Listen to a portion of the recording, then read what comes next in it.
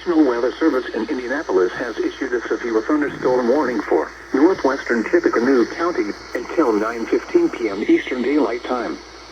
At 8:28 p.m. Eastern Daylight Time, a severe thunderstorm was located near West Lafayette, or near Lafayette, moving northeast at 20 miles per hour.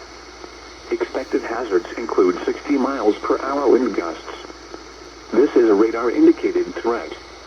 The following impacts are expected. Expect damage to roofs, siding, and trees. This severe thunderstorm will be near Purdue University around 8:40 p.m. Eastern Daylight Time. Lafayette and West Lafayette around 8:45 p.m. Eastern Daylight Time. Other locations in the path of this severe thunderstorm include Battleground.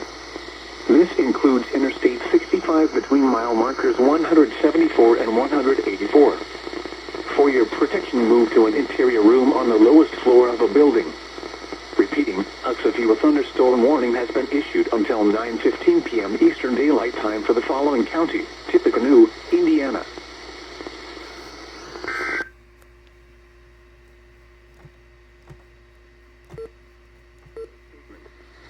For the following